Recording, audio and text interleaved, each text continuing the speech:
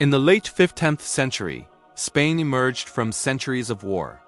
After nearly 800 years, the Reconquista was complete. Christian forces had reclaimed the Iberian Peninsula from Muslim rule. In 1492, Granada fell, and with it came a surge of nationalist fervor, religious zealotry, and imperial ambition. That same year, Christopher Columbus, sailing under the Spanish crown, reached the Americas.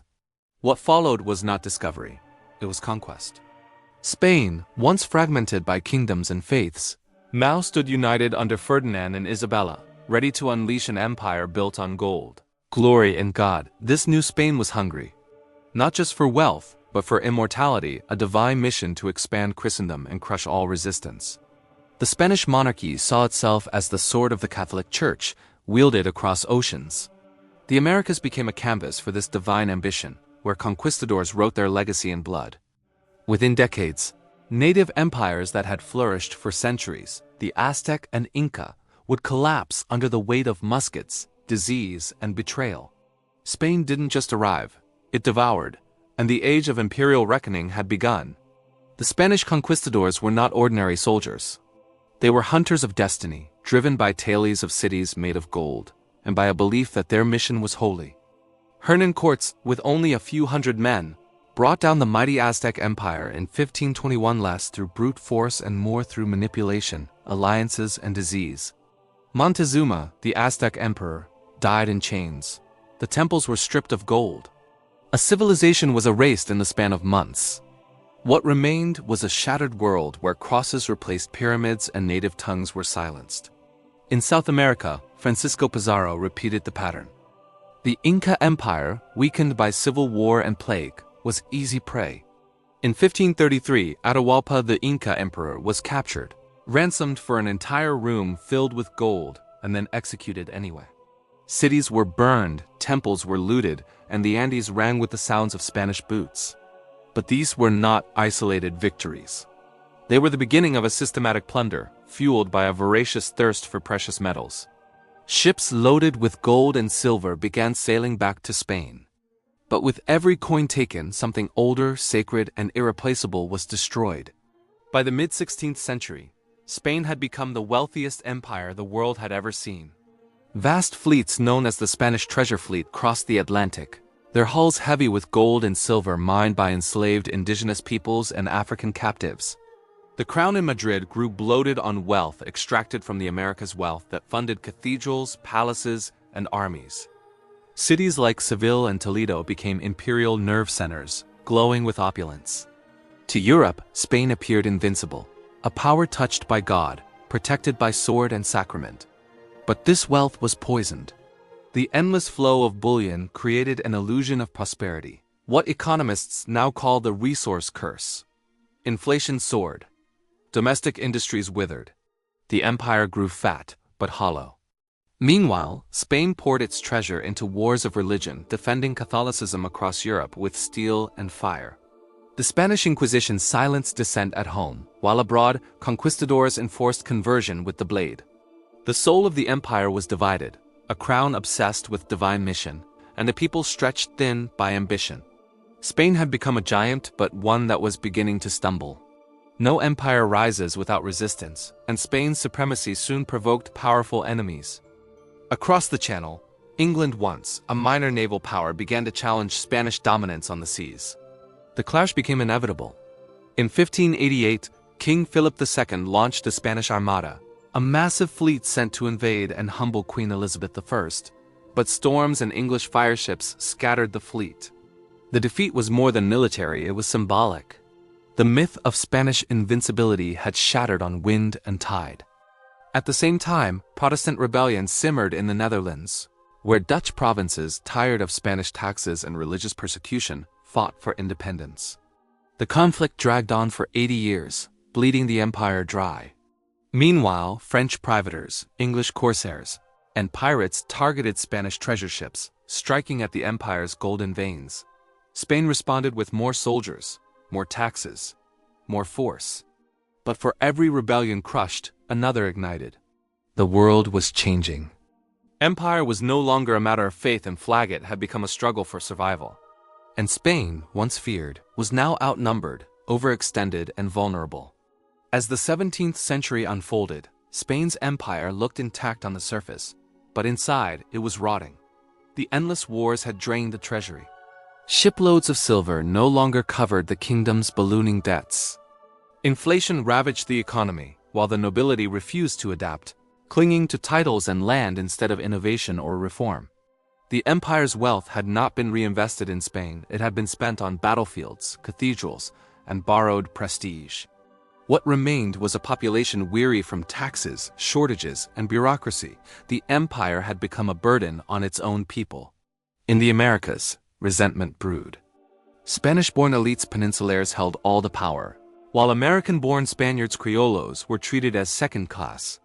Indigenous and African populations remained crushed under forced labor and tribute, but cracks had begun to form. Smugglers, rebels, and dreamers whispered of autonomy. In Madrid, the Habsburg monarchy grew feeble, plagued by inbreeding, paranoia, and political decay. The once proud empire, which had claimed to carry the torch of civilization, now wandered in bureaucratic stagnation and dynastic confusion. The world was moving forward, but Spain was sinking into the weight of its own crown. The 18th century brought a tidal shift in global power, and Spain was caught in the undertow. The once dominant empire had become a shadow of its former self, and new players were rising. France, Britain, and the Netherlands expanded aggressively, carving their own colonial networks across the Americas, Africa, and Asia. Spain, meanwhile, lost vital territories in wars it could barely afford. The War of the Spanish Succession, 1701 to 1714, devastated Europe and nearly tore Spain apart. The result? Spain remained a monarchy but ceded much of its European influence to others. Its empire survived, but was crippled. The Bourbon dynasty, installed after the war, attempted reforms. New taxes, tighter administration, and military restructuring followed, but it was too late. The world had changed. Enlightenment ideas spread across the Atlantic. Revolution was in the air. In France, monarchy fell. In Haiti, enslaved people rose up. And in North America, British colonies declared independence. These tremors reached Latin America like distant thunder. The Spanish Empire, once the envy of Europe, now looked like a crumbling relic held together by inertia, fear, and fading memory. The sun hadn't set yet, but the sky was darkening. In the early 19th century, the colonies rose. Inspired by the American and French revolutions and fueled by frustration, inequality, and Spanish weakness, Latin America ignited.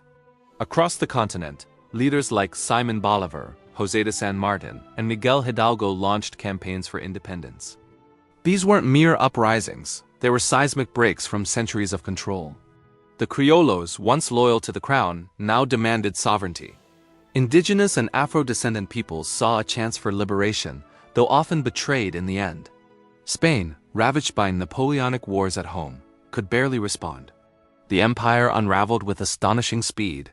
Venezuela, Argentina, Mexico, Colombia, Chile, and others declared independence between 1810 and 1830.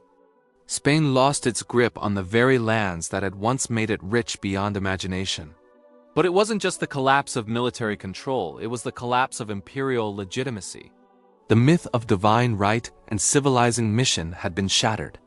Spain had ruled with violence, religion, and gold. Now it stood alone, watching its empire evaporate, not in one great battle, but in a cascade of rejection. What had taken centuries to build was undone in decades. By the mid-1800s, Spain's vast empire was gone, reduced to a handful of scattered colonies like Cuba, Puerto Rico, and the Philippines. These remaining outposts were not symbols of strength, but of clinging desperation. The Spanish monarchy, weakened and directionless, cycled through coups, civil wars, and fragile constitutions. The people were divided. Some dreamed of modernization, others longed for imperial glory. But Spain was no longer feared or admired. It had become a specter, a nation haunted by its past, unsure of its future. The final blow came at the end of the 19th century. In 1898, Spain went to war with a rising power, the United States, in what became known as the Spanish-American War. It lasted just a few months. Spain was defeated swiftly and humiliatingly. The remnants of the empire, Cuba, Puerto Rico, the Philippines, and Guam, were lost. It was the last chapter of a long decline. The Spanish Empire, which had once stretched across the world, had finally ceased to exist. The sun had set, and this time it would not rise again. The fall of the Spanish Empire left deep scars, not just in Spain, but across the world. In Latin America, the end of Spanish rule did not bring immediate peace or prosperity. Instead, it opened a turbulent era of civil wars, dictatorships, and foreign intervention. The vacuum of power left by Spain gave rise to new forms of inequality and corruption, many of which persist today. Languages, names, and Catholic traditions survived, but beneath them lay centuries of trauma, loss, and cultural erasure. Empires fall, but their shadows remain. In Spain itself, the collapse triggered a long period of identity crisis. No longer an empire, not yet modern, Spain struggled to define its place in the New World Order. The 20th century brought dictatorship under Franco, exile, and civil war. The empire was gone, but the imperial mindset lingered. To this day, debates rage over how to teach the history of colonization, whether to honor or condemn the conquistadors, and what it means to be Spanish in a world built on broken empires. The legacy of gold and blood refuses to fade. Though centuries have passed since its fall, the myth of the Spanish Empire still echoes in the present. In modern Spain, the era of conquest is often romanticized, glorified in textbooks, statues, and nationalist rhetoric. The age of exploration is painted as a golden chapter, full of brave navigators and glorious victories. But beneath the surface lies a more painful reality. For many, especially in Latin America, that same history is one of colonial trauma, forced conversions, and cultural genocide. What Spain remembers as honor, others remember as horror.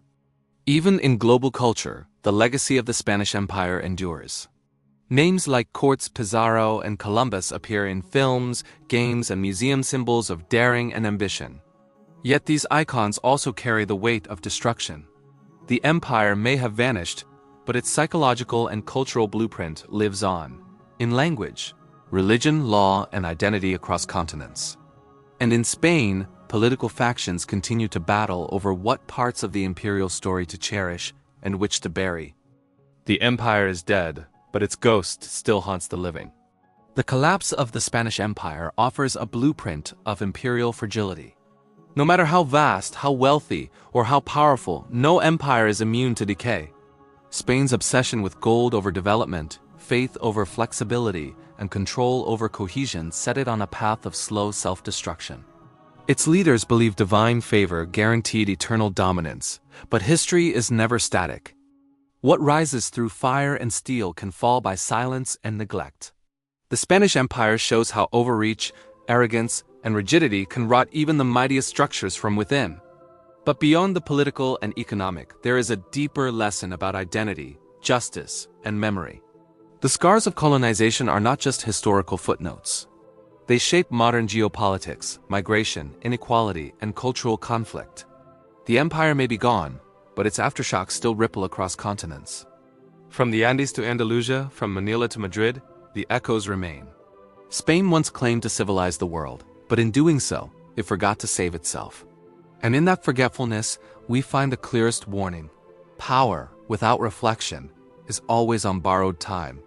In the end, the Spanish Empire stands as both a marvel and a warning. It reached across oceans, reshaped continents, and carved its name into the fabric of the world. It built cities in jungles, cathedrals on ruins, and empires in blood. It baptized millions and buried millions more. It gave the world Cervantes and the Inquisition, gold-laced palaces and broken nations. Its legacy is not clean, it is a tangle of glory and grief, faith and fire. It was an empire that burned too bright, too fast, leaving behind smoke that still clouds the present. Today, its monuments still stand, and its language is spoken by hundreds of millions. But behind the stone facades and national pride lies a question few dare to ask. What did it truly cost? For every ounce of gold, how many lives were crushed? For every page of imperial history, how many stories were erased? The fall of the Spanish Empire is not just a tale of politics and power, it is a mirror held up to the soul of humanity. And if we look closely, we may find our own reflections staring back.